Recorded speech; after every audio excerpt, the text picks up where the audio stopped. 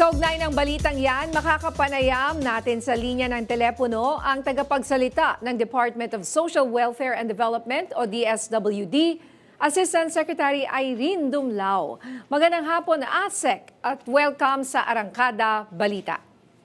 Magandang hapon, Miss Linya. Magandang hapon din po sa lahat ng sumusubaybay ng inyong pong programa.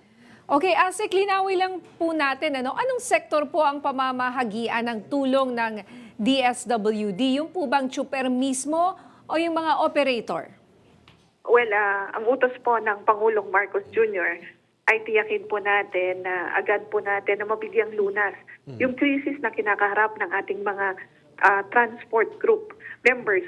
Bunsod nga po ng pagtaas ng presyo ng petrolyo. Kung kaya nga po ang DSWD, as mentioned by our Secretary Rex Gatchalian, ay mamamahagi ng cash relief assistance para sa mga tsuper. At mag-uumpisa nga po tayo next week, doon po muna sa mga miyembro ng mga TODA. At yan ay gagawin muna natin sa National Capital Region, then eventually nationwide.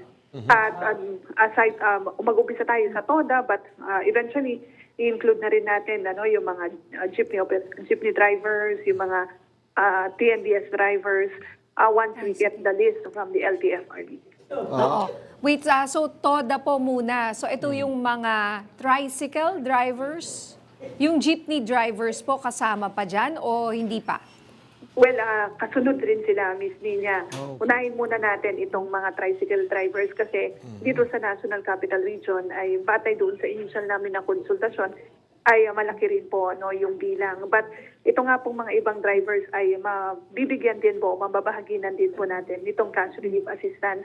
And idagdag ko na rin, Miss Nina, kasi ongoing po yung meeting natin with the local social welfare development officers.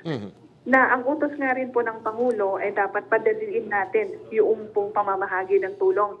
Kaya nga po ang DSWD, we've streamlined the processes, pati yung mga requirements, nang sa gayon hindi rin po maantala yung pagbabiyahe ng ating pong mga drivers at agad po nilang matanggap yung assistance mula nga po sa ating pong pamahalaan. So ma'am, paano ho natin napadali? Ano ho yung magiging sistema? Ano yung mechanics po? Well, under our assistance to individuals in crisis situation kasi kung saan manggagaling itong cash relief assistance, humihingi tayo ng mga iba't ibang mga dokumento at merong assessment na ginagawa yung ating pong mga social workers. So ang gagawin natin, mag-represent na lang po sila ng kanilang valid driver's license and then a certification from their LGU TODA na sila nga po ay active members para po hindi na sila magdala pa ng iba pang mga dokumento at mapabilis nga yung pag-distribute natin ng assistance. Opo. So para malinaw lang po, kailan po ipapamahagi itong sa mga tricycle muna? At ano po yung requirements pag kinuha po nila itong cash assistance na 5,000 pesos? Yes, by Tuesday next week, mag-uumpisa na po tayo na mamahagi nitong cash relief assistance and mag-uumpisa nga po tayo sa mga TODA members dito sa National Capital Region. And again, ang mahalaga lamang po, dalhin yung kanilang valid driver's license at dapat po sila ay kabilang doon sa listahan na isusumiti sa atin ng kanila pong mga local government unit certified na sila nga po ay miyembro ng kanilang TODA. And I'm sure marami po nakikinig na ito.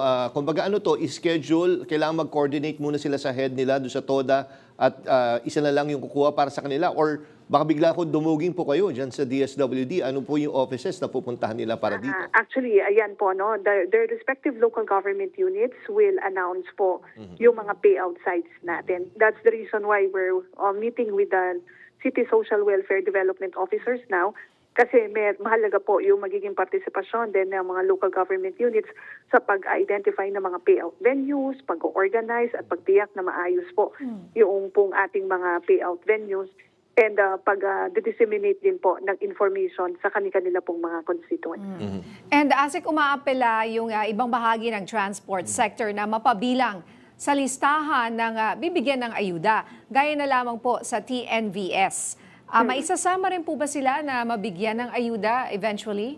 Yes, tama po. Eventually sila rin po ay mapapabilang doon sa mga drivers na mababahaginan nga po ng cash relief assistance. Nihintay lang na po namin na maisumite yung mga talaan o yung mga listahan ng iba't ibang mga asosasyon ng mga drivers para maging basihan din namin sa pagtukoy ng mga makakatanggap ng tulong na ito. At ito po ba ay one-time, big time lang yung pagbigay po ng assistance? Kasi, hopefully talaga medyo hindi tumagal yung crisis sa Middle East. Pero ano ho yung long-term na plan po natin? Well, on the part of the Department of Social Welfare and Development, ito po yung initial na tulong na ipapaabot natin sa ating pong mga transport group members. Again, this is just an initial assistance na ibabahagi ng DSWD, but we're working with other government agencies para matukoy pa yung iba pang mga interventions. Ulit, balik na lang natin doon sa jeepney drivers. Medyo matatagalan po ba? Kasi kung next week, tama ba? Next week yung mga Tuesday, TODA. next week. Oh. Yung mga jeepney drivers, will it take 1-2 more weeks or days lang po ang bibilangin?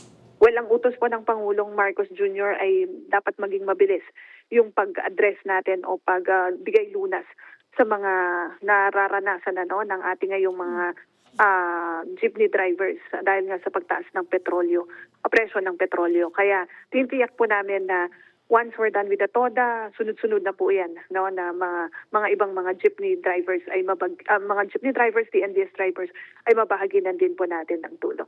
At magkano po ang budget natin para po dito?